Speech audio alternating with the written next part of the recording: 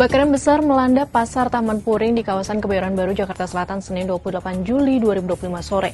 Insiden ini pun membuka kembali ingatan akan kenangan pahit peristiwa kebakaran yang pernah melanda pasar tersebut pada tahun 2002 dan 2005. Lantas bagaimana jejak sejarah pasar Taman Puring yang berawal dari pangkalan oplet ini?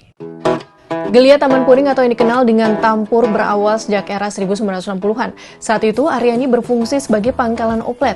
Disinilah para pedagang pikula mencari nafkah, mengawali denyut aktivitas ekonomi di kawasan tersebut.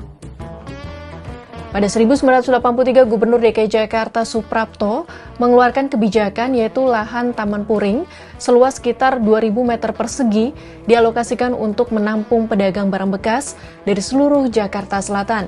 Keputusan ini secara resmi mengukuhkan Taman Puring sebagai pusat barang bekas, berdampingan dengan sebuah taman rekreasi publik. 15 tahun berlalu, krisis moneter menghajar Indonesia dan ikut mengubah kondisi Taman Puring. Wali Kota Jakarta Selatan merespons kondisi ini dengan menyediakan tenda-tenda dagang sementara bagi warga yang terdampak PHK. Pasar ini awalnya hanya beroperasi pada hari Sabtu dan Minggu, sehingga dikenal sebagai Pasar Tunggu.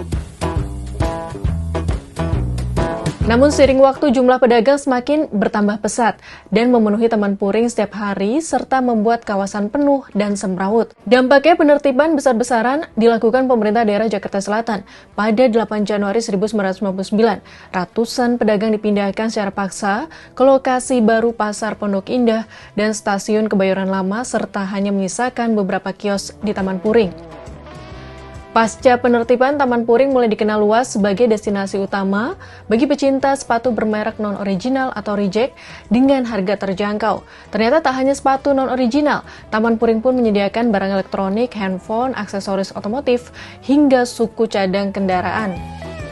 Sejarah Taman Puring nyatanya juga diwarnai beberapa insiden kebakaran besar yang meninggalkan jejak kerusakan terparah pada 2002.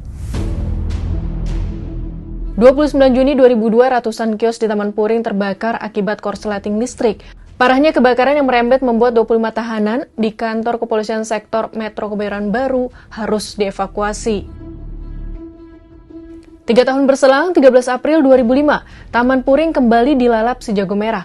Penyebabnya sama, korsleting listrik. Saat itu selain membakar kios, kebakaran juga menyebabkan kemacetan lalu lintas di Jalan Kiai Maja dan Jalan Singgalang. Kini usai dilalap api untuk ketiga kalinya, apakah pembenahan akan dilakukan? Kita nanti langkah Pemprov DKI Jakarta lakukan evaluasi menyeluruh terhadap infrastruktur pasar, serta menyiapkan solusi jangka panjang bagi para pedagang terdampak agar Taman Puring bisa bangkit dan mengembalikan lagi masa kejayaannya.